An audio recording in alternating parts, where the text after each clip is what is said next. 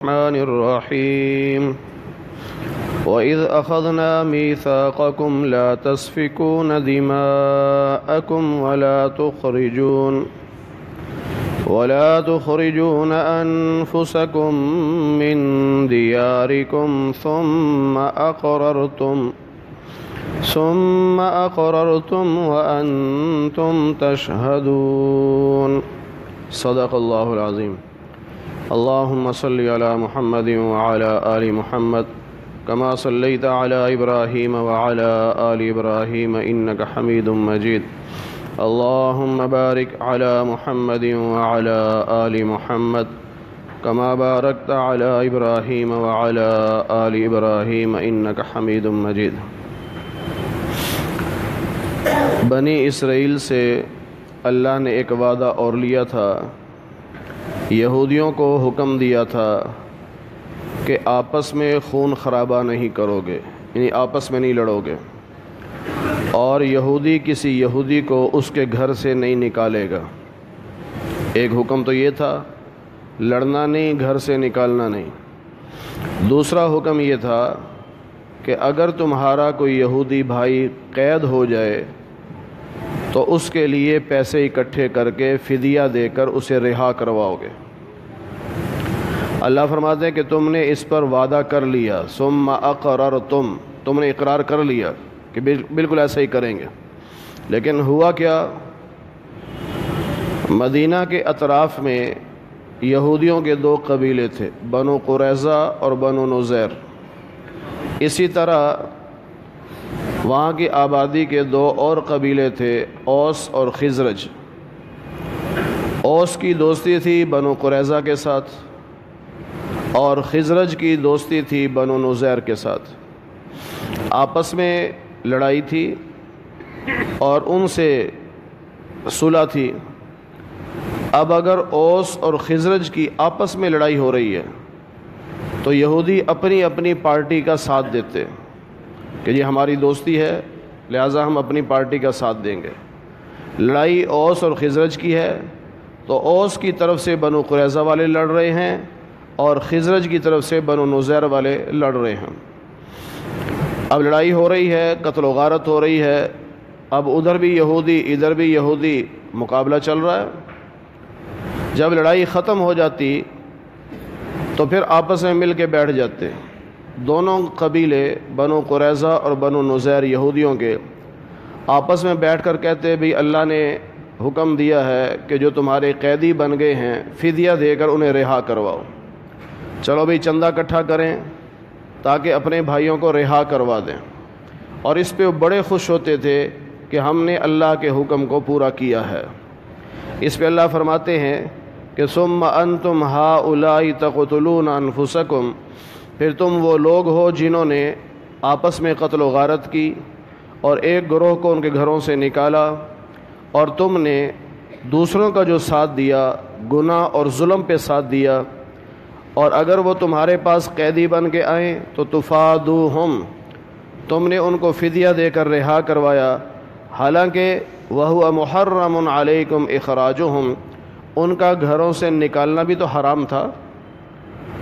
افتؤمنون ببعض الکتاب وتکفرون ببعض، کیا تم اللہ کی کتاب کے بعض حکموں کو مانتے ہو اور بعض کا انکار کرتے ہو؟ پہلا حکم یہ تھا کہ آپس میں لڑنا نہیں، گھروں سے نکالنا نہیں، وہ تو تم نے مانا نہیں.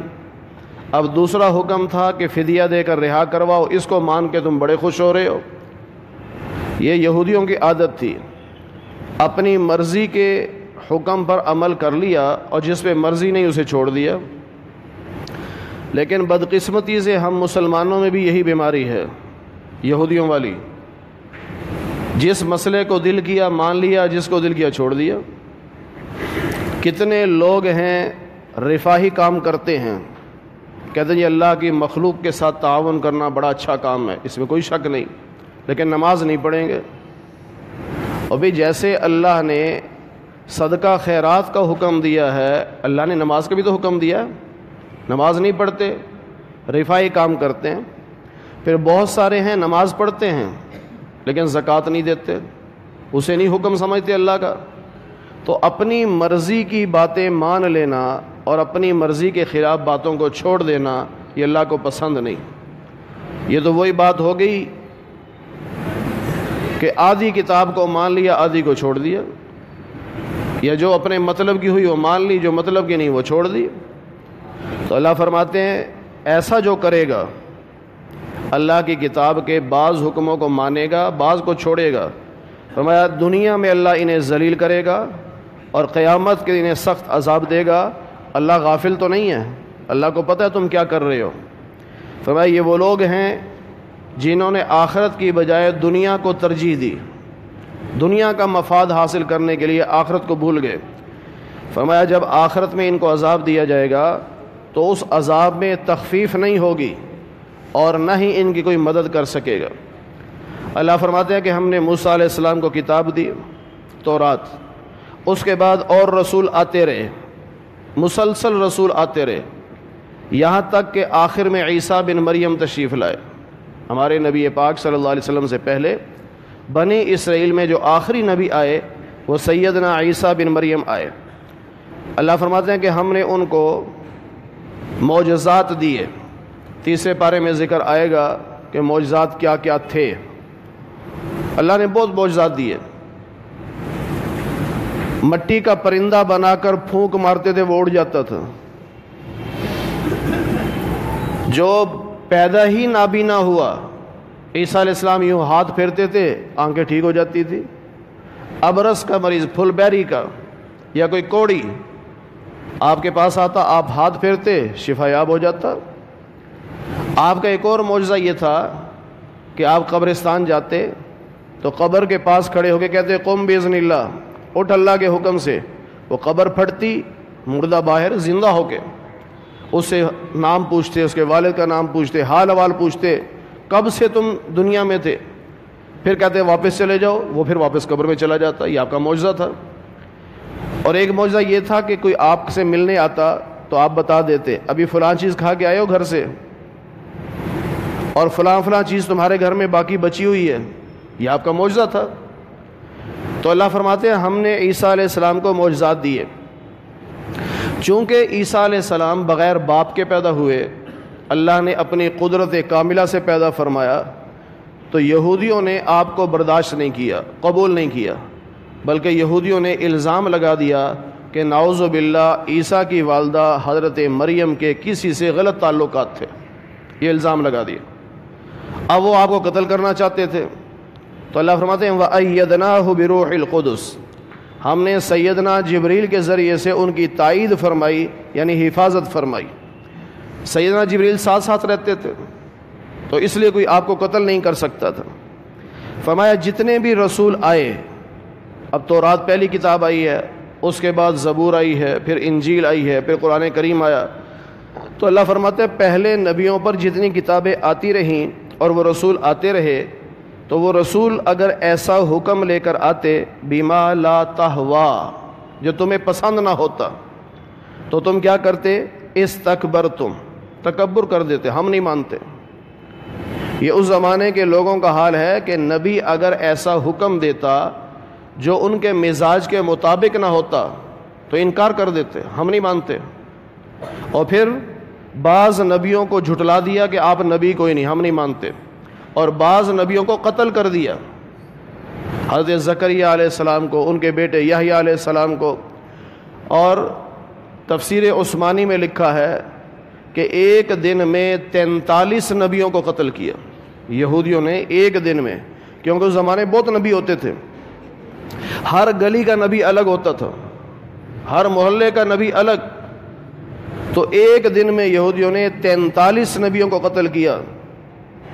اور پھر ان کی حمایت میں جو اللہ کے ولی اٹھے، ایک دن میں 170 ولیوں کو قتل کیا۔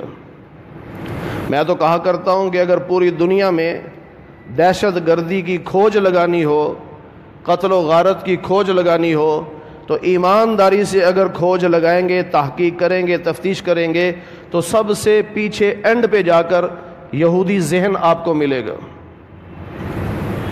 یہ دوسروں کو استعمال کرتے ہیں، جو نبیوں کو قتل کرنے سے باز نہیں آئے، جو ولیوں کو قتل کرنے سے باز نہیں آئے، وہ ہمارے جیسے مسلمانوں کو قتل کرنے سے باز آئیں گے؟ کبھی بھی نہیں آ سکتے۔ اب اللہ فرماتے ہیں کہ یہودیوں کا مزاج یہ تھا کہ جو پسند کا نہیں وہ مسئلہ چھوڑ دو، اب ہمیں اپنے گریبانوں میں جھانکنا چاہیے۔ ہم مسلمان ہیں، اللہ کا بہت بڑا انعام ہے، ہمیں اپنے گریبانوں میں جھانکنا چاہیے کہ کہیں ہم ایسا تو نہیں کر رہے جیسا یہودی کرتے تھے کہ مرضی کا مسئلہ ہو تو مان لیں گے، مرضی کا نہیں ہوگا تو چھوڑ دیں گے۔ ایسا کچھ ہو رہا ہے، ہمارے اندر بھی ایسا ہو رہا ہے۔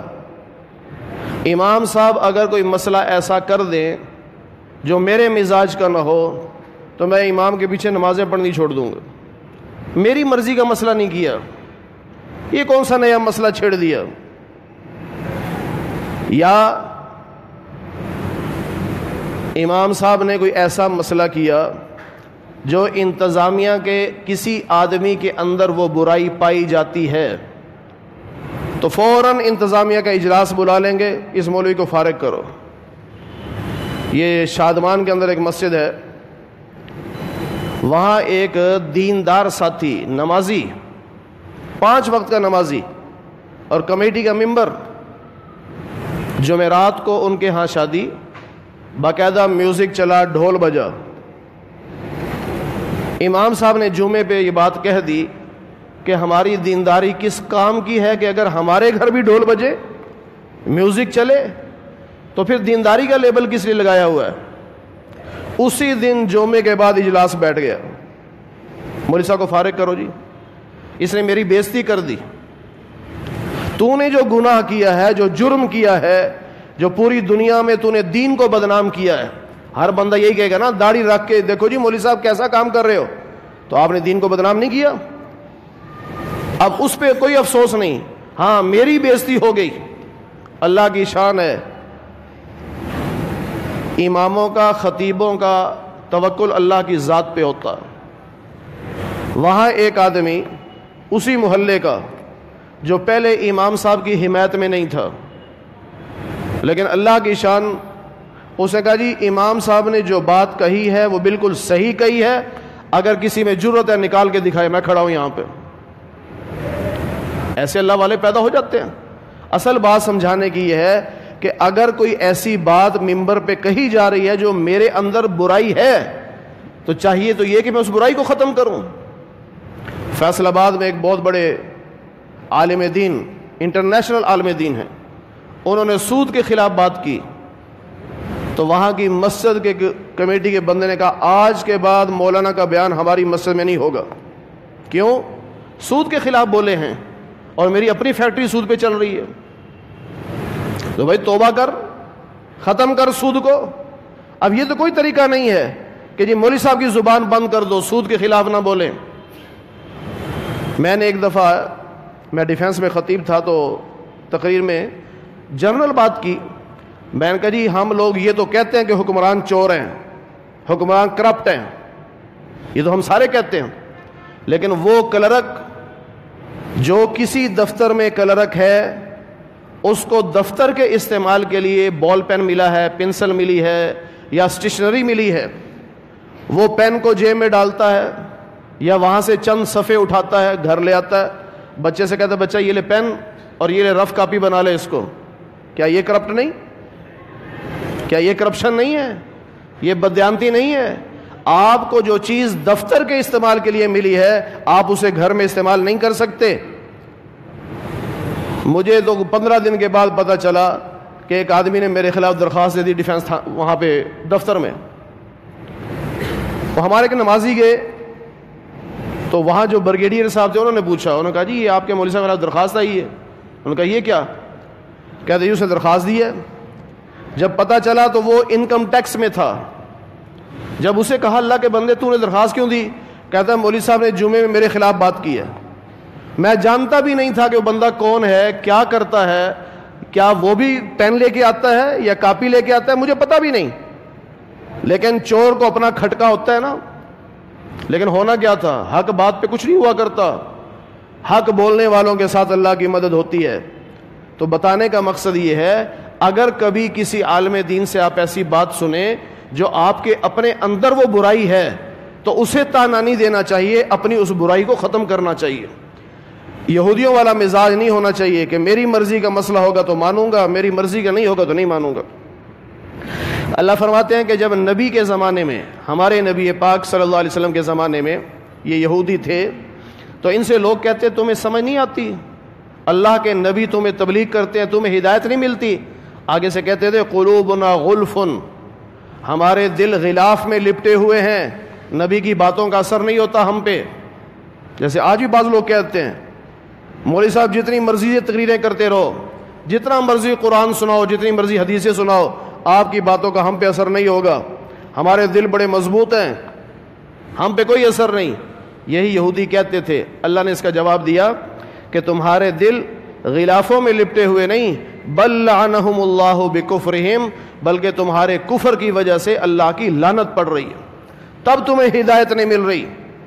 اگر ہم بیانات سنتے ہیں، تقریریں سنتے ہیں، جمعے پڑھتے ہیں، درس سنتے ہیں، اور ہماری زندگی نہیں بدل رہی، تو ہمیں بیٹھ کے غور کرنا چاہیے، کہیں میرے اوپر اللہ کی لعنت تو نہیں برس رہی، کہیں اللہ مجھ سے ناراض تو نہیں کہ مجھے ہدایت نہیں دے رہا۔ تو اس لیے اپنے گناہوں پر معافی مانگ کر اللہ سے ہدایت کی دعا کرنی چاہیے تاکہ اللہ ہمیں ہدایت دے۔ یہ بیانات کا مقصد ہی یہ ہوتا ہے کہ ہماری زندگیاں بدلیں، دین کی طرف ہماری زندگیاں آئیں۔ آہستہ آہستہ انسان دین کی طرف آ رہا ہے، دل میں بات بیٹھ رہی ہے تو اللہ کا شکر ادا کرے، اور اگر دل میں کوئی اثر نہیں ہو رہا تو اپنے گناہوں پر توبہ استغفار کرے تاکہ اللہ تعالیٰ ہدایت کی نورانیت اور نور اور شعائیں ہمارے دلوں میں بھی ڈالے۔ اللہ تعالیٰ ہمیں قرآن کریم کی صحیح سمجھ نصیب فرمائے۔ الحمدللہ رب العالمین والعاقبۃ للمتقین والصلاة والسلام علی سید الانبیاء والمرسلین وعلی آلہ واصحابہ اجمعین۔ اے اللہ ہم سب کے صغیرہ کبیرہ گناہوں کو معاف فرما۔ اے اللہ درس قرآن کو اپنی بارگاہ میں قبول فرما۔ اے اللہ درس قرآن کو ہم سب کے لیے آخرت میں نجات کا ذریعہ بنا۔ اے اللہ دنیا میں انقلاب کا ذریعہ بنا۔ اے اللہ بیماروں کو شفا عطا فرما، بے روزگاروں کو حلال رزق نصیب فرما، حرام کے لقمے سے ہماری حفاظت فرما۔ اے اللہ جتنے مسلمان دنیا سے جا چکے سب کی مغفرت فرما دے۔ اے اللہ سب کو جنت الفردوس میں اعلیٰ مقام نصیب فرما دے۔ اے اللہ ہم سب کو قیامت کے دن حضور نبی پاک صلی اللہ علیہ وسلم کی شفاعت نصیب فرما، جنت میں آپ کی رفاقت نصیب فرما، آپ کے دست مبارک سے حوض کوثر کا پانی پینا نصیب فرما۔ اے اللہ جیسے آج ہم آپ کے گھر میں آپ کے قرآن کے نام پر اکٹھے ہیں، اے اللہ ہم سب کو جنت میں بھی اکٹھا فرما دے۔ اے اللہ محض اپنے فضل و کرم سے حضور نبی پاک صلی اللہ علیہ وسلم کے صدقے سے ہماری دعاؤں کو قبول فرما لے۔ وصلی اللہ علی النبی الکریم برحمتک یا ارحم الراحمین۔